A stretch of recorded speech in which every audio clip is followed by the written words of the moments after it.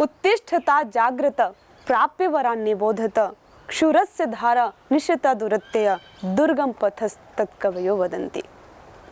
मनीषी जन, कवि लोग, महापुरुष, संत जन यही कहते हैं कि उठो, जागो। जो अपना लक्ष्य है, जो अपना ध्येय है, हम मनुष्यों का जो कर्तव्य है, उसको करने के लिए हम अज्ञानी होकर के, हम अविद्याग्रस्त होकर के, हम मूढ़ होकर के बैठे न रहें। ये सभी वेदों का, उपनिषदों का, धर्म ग्रंथों का, सभी का यही कहना है, सभी का एक ही सार है कि तुम उठो, उठो, जागो और अपने लक्ष्य की ओर बढ़ो, बैठे मत रहो।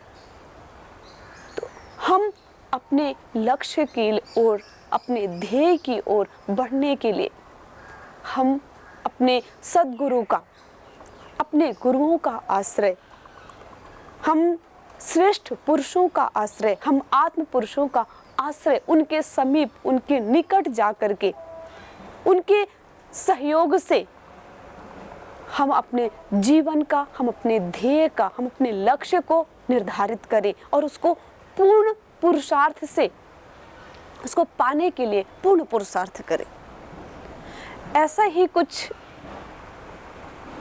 बृहदारण्यक उपनिषद में कुछ प्रसंग आता है कि वहाँ पर पिता प्रजापति, उनके 3 संतानें थी। प्रजापति पिता के 3 संतानें, वो कौन सी संतानें थी? एक देव और मनुष्य और असुर। ये 3 संतानें उनके पास जा करके और ब्रह्मचर्य का एक समय के अनुसार ब्रह्मचर्य का पालन करके कुछ दिनों तक और उनसे, उनके समीप, उनके निकट रह करके एक तेजस्विता को, एक ओजस्विता को उन्होंने प्राप्त किया। जब उनका ब्रह्मचर्य कुछ दिनों तक वो पूर्ण विधिवत ब्रह्मचर्य का पालन करके विद्या का ग्रहण, विद्याओं को सीख करके, अपने शिक्षाओं को सीख करके जब उन्होंने कुछ दिनों तक अपना समय वहाँ बिताया प्रजापति पिता के पास, फिर उन्होंने, देवों ने एक दिन कहा कि पिता हमें शिक्षा दीजिए, हमें उपदेश दीजिए, हमें कुछ तो उपदेश दीजिए। तो प्रजापति पिता कहते हैं कि आप लोगों का उपदेश केवल दा अक्षर है। एक दा अक्षर उन देवों को प्रजापति पिता ने दिया। उन देवों से फिर प्रजापति पिता ने पूछा कि दा अक्षर में क्या समझे तुम? तो कहते कि हम समझ गए। दा का मतलब है दाम्यत। दाम्यत अर्थात इंद्रियों का दमन, अपनी सभी इंद्रियों को बस में करना, अपने आप को अपने बस में करना, अपने आप का कंट्रोल, सेल्फ कंट्रोल। अपनी इंद्रियां हैं जो हमारे इस शरीर की जो एक साधन है, जो हमें अपने लक्ष्य तक ले जाती है, उनको कंट्रोल में रखना। ये दा का, इस दा अक्षर का मतलब है दाम्यत, इंद्रियों का, इन इंद्रियों का पूर्ण रूप से सही प्रयोग करना, इसका दुरुपयोग नहीं करना, इसका सही उपयोग करना, सुपयोग करना। तो प्रजापति ब्रह्मा कहते हैं, प्रजापति पिता कहते हैं कि सही समझा आप लोगों ने। फिर एक दिन मनुष्य गए प्रजापति पिता के पास और कहते हैं कि हमें भी कुछ उपदेश दीजिए, जिससे कि हमारा जीवन भी एक सुखमय, एक कल्याणमय, एक ओजस्वी हो जाए। तो प्रजापति पिता कहते हैं कि आप लोगों को भी एक दा अक्षर का ही उपदेश है। तो कुछ थोड़ी देर तक सोचते रह गए कि दा अक्षर से हमारे लिए क्या उपदेश हो सकता है। फिर प्रजापति पिता पूछते हैं कि समझ गए द अक्षर का क्या उपयोग होता है, क्या मतलब होता है, इसका क्या प्रयोजन होता है। तो जो मनुष्य लोग थे उन्होंने कहा हाँ समझ गए। ये दा का मतलब होता है दान देना, दान देना, क्योंकि मनुष्यों का वेदों में भी कहा गया है श्रता हस्त्र हस्त्र समाहार सहस्र हस्त संकीरा। मनुष्य लोग कहते हैं कि हाँ हम इस दा अक्षर के उपदेश को का मतलब समझ गए। इसका मतलब है दान, दत्त यानी दान, क्योंकि वेदों में भी कहा गया है शतहस्त्र समाहार और सहस्र हस्त संकीरा, क्योंकि वेद हमें धर्म ग्रंथ जो भी है हमें यही उपदेश देते हैं कि तुम जो भी तुम्हारे पास में है, जो भी तुम इकट्ठा करते हो उसको पूर्ण रूप से उसका दान करो। क्योंकि हम बुजुर्गों से भी सुनते हैं, हम अपने महापुरुषों से भी सुनते हैं कि दान करने से कभी घटता नहीं है, दान करने से कभी कोई चीज, कोई वस्तु कोई कम नहीं होती है। तो प्रजापति पिता कहते हैं कि ठीक समझा, दान ही मनुष्य के लिए सर्वश्रेष्ठ है, और जो दान नहीं करता वो केवलाघो भवति केवलादि।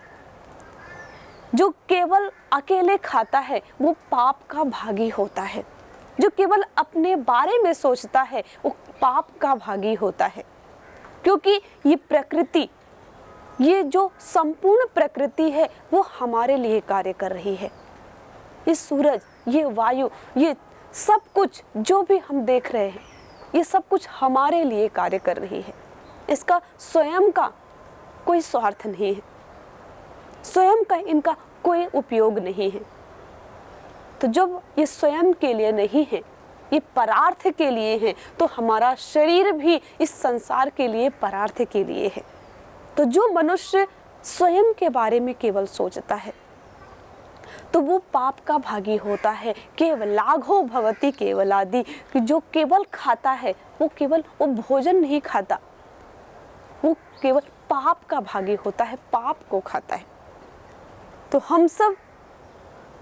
हमारे जो हृदय से जो निकलता है, जो हमारे अंतर आत्मा से जो बातें निकलती हैं वो सत्य होती हैं, और अंतिम सत्य तो व्यवहार होता है। सभी महापुरुषों का एक ही कहना होता है, कितने भी शास्त्र, कितने भी ग्रंथ, कितने भी महापुरुषों को हम सुन लें, उनका एक ही सार निकलेगा, उनका एक ही एसेंस है कि अपने व्यवहार को सही करो, अपने आचरण को सही करो, और जो सोचो वही बोलो, और जो बोलो वही करो।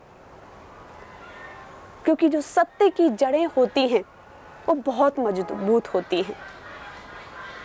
जो श्रेष्ठ की, जो सत्य की, जो रीत की जो जड़ें होती हैं वो कभी किसी के उखाड़े नहीं उखड़ती। तो प्रजापति पिता कहते हैं कि तुमने ठीक समझा। मनुष्यों का अगर एक ये मनुष्यों के अंदर आ जाए कि मुझे मेरा शरीर, ये जो मुझे कुछ जो भी साधन मिले हैं वो दान के लिए मिले हैं, और अपने लिए नितांत आवश्यक होने पर उसका उपयोग करते हुए और सब कुछ दान के लिए करना। क्योंकि प्रकृति जब हमारे लिए है तो हमारा ये संपूर्ण साधन सबके लिए है। इसी परस्पर से ही हमारी ये सृष्टि चलती है। परस्परता से ही हम अगर बढ़ते हैं तो हम अपने लक्ष्य को, अपने ध्येय को प्राप्त कर पाते हैं। अब तीसरी संतानें भी पहुंची प्रजापति पिता के पास और कहती हैं, वो असुर तीसरी संतानें वो पहुंच करके प्रजापति पिता से कहते हैं कि हमें भी कुछ उपदेश दीजिए जिससे कि हमारा भी कुछ कल्याण हो जाए, हम भी अपने जीवन में कुछ श्रेष्ठ कर पाएं। तो प्रजापति पिता उन असुरों को भी दा अक्षर का उपदेश देते हैं और कहते हैं कि इन दा अक्षर ही केवल आप लोगों के लिए है। वो थोड़ा सा घबरा गए और ये दा अक्षर से क्या उपदेश हो सकता है, इससे हम क्या समझें। सभी लोग मिल करके विचार करने लगे और विचार करते करते उनको एक शब्द उनको ध्यान में आया, उनकी एक अंतर आत्मा से एक शब्द निकला, वो है दयध्वम। हाँ, ये दा अक्षर से हमारे लिए प्रजापति ब्रह्मा, हमारे लिए प्रजापति पिता हमें दयध्वम का उपदेश देना चाहते हैं। कहते हैं कि जो ब्रह्मचर्य का पालन करते हैं उनकी बुद्धि उनकी शुद्ध हो जाती है, और शुद्ध हुई बुद्धि में हम जो भी कार्य करते हैं, शुद्ध बुद्धि से, शुद्ध हृदय से हम जो भी कार्य करते हैं वो सभी कार्य श्रेष्ठ होते हैं। जैसे कोई पात्र हो, अगर वो पात्र स्वच्छ है तो उसमें जो भी डालेंगे वो स्वच्छ ही रहेगा। साफ पात्र में, साफ बर्तन में आप जो भी पदार्थ को नियोजित करेंगे, जो भी पदार्थ डालेंगे वो वैसा ही रहेगा। अगर वो पात्र गंदगीदार है, अगर वो पात्र साफ नहीं है, स्वच्छ नहीं है, तो आप अमृत भी डालेंगे वो भी जहर बन जाएगा। तो कहते हैं कि पहले अपने पात्र को सही करो, अपने पात्र को साफ करो। अगर पात्र साफ होगा तभी तो हम काम कर पाएंगे, तभी तो हम अपने कार्यों को कर पाएंगे। एक छोटी सी बात है, हम जब भोजन करते हैं, हम भोजन करते समय भी हम पहले पात्र को देखते हैं। अगर पात्र में, पहले पात्र पर हमारी नजर जाती है, भोजन पर नहीं। अगर पात्र साफ होगा तभी हम उसमें भोजन डालते हैं, अगर साफ नहीं है तो उसे हम तुरंत साफ करते हैं। तो एक स्थूल जो हमारे क्रियाकलाप हैं, स्थूल जो हमारे कार्यक्रम हैं, वो हमें सूक्ष्मता की ओर लेके जाते हैं। स्थूल हमारे जो क्रियाकलाप हैं, जो हमारे कार्यक्रम हैं, वो हमें सूक्ष्मता की ओर लेके जाते हैं कि वैसे ही हम जो भी कार्य करें, पहले हम अपने आप को, उस पात्र को, हम अपने बुद्धि को, हम अपने हृदय को शुद्ध करके और हम अपने कार्यों को जब हम करेंगे तो हम अपने ध्येय तक अवश्य पहुंचेंगे। तो असुरों ने भी उस दा अक्षर से दयध्वम का अर्थ निकाला। उन्होंने और कुछ नहीं, दयध्वम का। जब उन्होंने प्रजापति पिता को कहा कि दयध्वम ये है, ये दा का अर्थ, ये दा का प्रयोजन, तो प्रजापति पिता कहते हैं सही, बहुत अच्छे से आप लोगों ने इसका अर्थ समझा।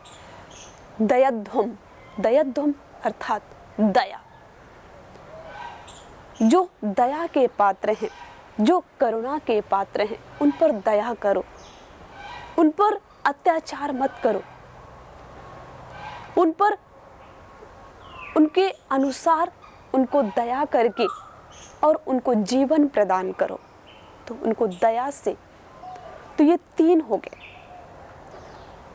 मनुष्य देवों के लिए प्रजापति पिता ने दासे, दया, दाम्यत का अर्थ संदेश दिया। प्रजापति पिता ने दासे देवों के लिए दाम्यत का संदेश दिया, उपदेश दिया। मनुष्यों के लिए दत्ता यानी दान का उपदेश दिया, और असुरों के लिए दा का मतलब दाम, दयध्वम, इसका उपदेश दिया। तो त्रयम शिक्षेत दमा दमम दानम दयामिति। त्रयम शिक्षेत दयम दमम दानम दयामिति, यानी ये सभी संपूर्ण विद्याओं इन तीनों में ही समा जाती है। संपूर्ण शिक्षा इन तीनों में ही समा जाती है, इन तीन शब्दों में समा जाती है। एक तो इंद्रियों का दमन, दान और दया। इन सभी जो धर्म ग्रंथ, सभी वेदों, उपनिषदों, गीता, सभी का एक ही कहना है कि अगर अपने आप को अगर पहचान गए, अगर अपने आप को बस में कर लिया, तो फिर कुछ भी आपको बस में करना, किसी को भी जीतना आपके लिए असंभव नहीं रह जाता। अगर अपने आप को आपने जीत लिया, अपने आप से असंभव वाला शब्द हटा दिया, तो हर जगह आपको असंभव वाला शब्द आप हटा सकते हैं। तो इंद्रियों का दमन, सभी शिक्षाएं, सभी विद्याएं इन तीनों में समा जाती हैं। त्रयम शिक्षेत दमम दानम दयामिति। अगर हम अपने आप को पहचान गए, हम अपने आप को अपने संपूर्ण दिनचर्या से लेकर के, अपने कार्यों से लेकर के, अपने विचारों से लेकर के, अपने विचारों को, अपने वाणी को, अपने कार्यों को, अगर हम इन तीनों को हम जीत गए, हम हमारे अनुसार हम जो चाहें वो सोचें, जो चाहें वो बोलें, जो चाहें वो करें, अगर ये तीनों हमारे बस में हो जाएं, तो फिर हमें कभी पछताना नहीं पड़ेगा, कभी हमें असंभव ये शब्द हमारे लिए नहीं होगा। तो प्रजापति पिता ने देवों के लिए यही संदेश दिया कि अपनी इंद्रियों का दमन करो, अपने आप को बस में करो। नहीं तो हम देखते हैं कि हम जितना ज़्यादा हम दूसरों से परेशान नहीं होते, हम दूसरों से गिला शिकवा हम नहीं करते, उतना ज़्यादा हम स्वयं से करते हैं। अगर हम समय की बर्बादी करते हैं, अगर हम कुछ मुख से बोलते हैं, अगर हम जो नहीं बोलना चाहते वो भी हम बोल देते हैं, अगर हम जो भी हम सोचना नहीं चाहते वो भी हम सोचते हैं, तो फिर हमें अपने आप से हमें एक घृणा हो जाती है, हमें अपने आप से हमें एक कुंठा सी महसूस होती है कि मैं तो कुछ नहीं कर सकता, मैं तो किसी के लायक ही नहीं हूँ। ये सारी जो विचार हमारे आते हैं कि मेरे तो योग्यता ही नहीं है, मेरे अंदर तो कुछ योग्य ही नहीं है, मैं कुछ करने के योग्य ही नहीं हूँ। तो ये सारे जब हम अपने आप में अपना उठना बैठना सब कुछ जब हमारे बस में नहीं होता, तब हमें ये सारी असंभव वाली ये जो सारी कुंठाएं होती है, जो घृणा होती, ये हमें अपने लिए हमारे जीवन में, हमारे विचारों में आती हैं। ये हमें विचार, ये हमें नीचे लेके जाते हैं, ये हमें नीचे गिराते हैं। तो इनको ना हम अपनी सोच को, अपने कर्मों को, अपनी वाणी को हम बस में कर लें, तो यही उस इंद्रियों का दमन है। इंद्रियों का दमन ये नहीं कि जो आवश्यक है, जो शरीर के लिए, जो पोषण के लिए आवश्यक है, उसको हम ना ग्रहण करें, अपनी रसना से, अपनी जीभ से, अपनी आँखों से जो देखना है उसको भी ना देखें, ये दमन नहीं। कुछ लोग गलत समझ लेते हैं कि जो उपयोगी है, जिनका उपयोग करना भी है, उसको भी नहीं करते, जो सोचना है उसको भी नहीं सोचते, जो देखना है उसको भी नहीं देखते। तो इंद्रियों का दमन यही है कि हम जो शुभ है वो हम करें, जो हम जानते हैं वही हम करें, और जो हम नहीं जानते उसको हम ना करें। विधि और निषेध, महापुरुषों का यही कहना है कि जो करना है उसी को करो, जो नहीं करना उसको मत करो। तो प्रजापति ब्रह्मा ने देवों के लिए यही उपदेश दिया कि आप इंद्रियों का दमन करो, अपने इच्छाओं को, अपने विचारों को, अपनी वाणी को, अपने कार्यों को अपने अनुसार करो। जो तुम चाहते हो वही तुम सोचो, और जो तुम चाहते हो वही तुम बोलो, और जो तुम करना चाहते हो वही तुम करो। यही देवों के लिए संदेश है। और मनुष्यों के लिए दान, जो तुम देना, जो तुम्हारा कार्य है वो है अपने इस जीवन से, क्योंकि हमारा ये भारत एक हमेशा से ही, प्राचीन काल से ही, सनातन काल से ही ये धर्मों का, ये संतों का देश है, ये संस्कृति का देश है। अगर कोई व्यक्ति अपने जीवन से किसी का उपकार नहीं कर पाता, किसी का परोपकार नहीं कर पाता, तो उसको स्वयं से आत्मग्लानि होने लगती है। क्योंकि ये भारत हमारा परंपरा सनातन काल से ही संस्कृति, धर्मों को, संत को, तप को, त्याग को चाहता है, उसी पर जीता है, त्याग की, तप की ही पूजा करता है। जितने भी धर्म स्थान हैं, जितने भी तीर्थ स्थान हैं, वहाँ पर जो हमारे महापुरुष, जो भी हमारे संत लोग जाकर के वहाँ तपस्या की, वहाँ पर जाकर के उन्होंने तप का, त्याग का संदेश दिया, वही आज तीर्थ स्थान कहे जाते हैं, वही आज एक धर्म स्थान कहे जाते हैं। तो हम सब उन्हीं की संतान हैं कि हम सब अपने जीवन से, अपने शरीर से, अपनी बुद्धि से, अपने कार्यों से हम अपने दान करना चाहते हैं, हम सबको हम अपने परोपकार करना चाहते हैं। और असुरों के लिए जो संदेश था वो दया, कि किसी पर अत्याचार नहीं करना, जो संदेश, जो दया, जो जिन पर हमें दया करनी है, जिन पर हमें करुणा करनी है, उन पर हमें करुणा करना है, उन पर हमें दया करना है।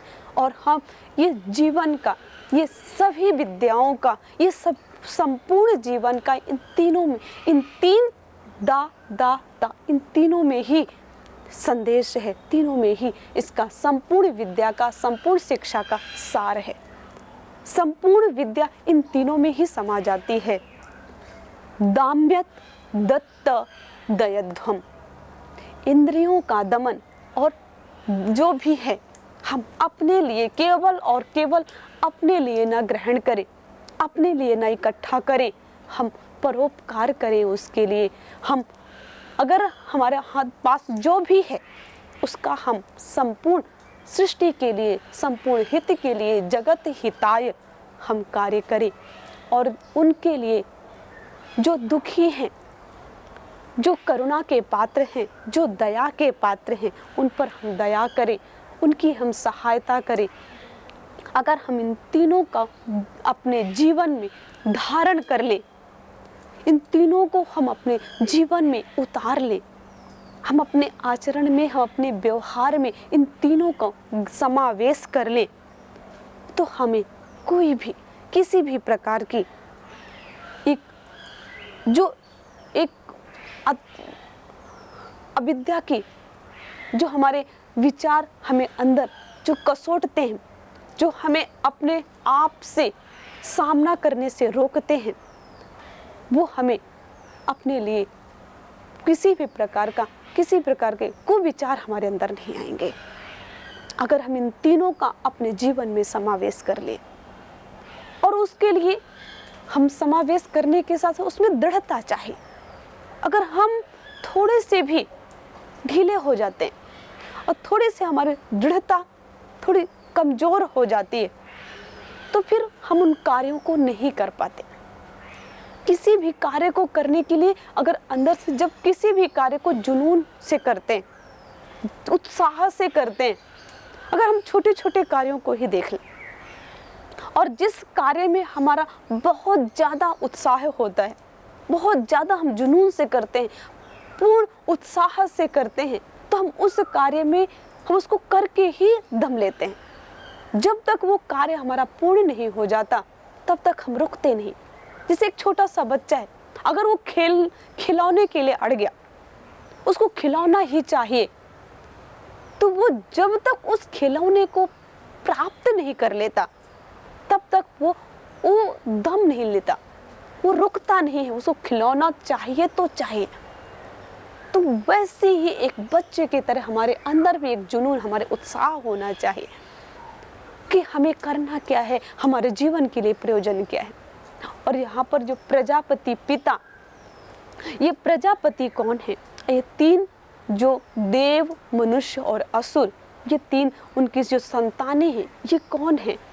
अब इसके बारे में हम विस्तार से हम अगले एपिसोड में देखेंगे।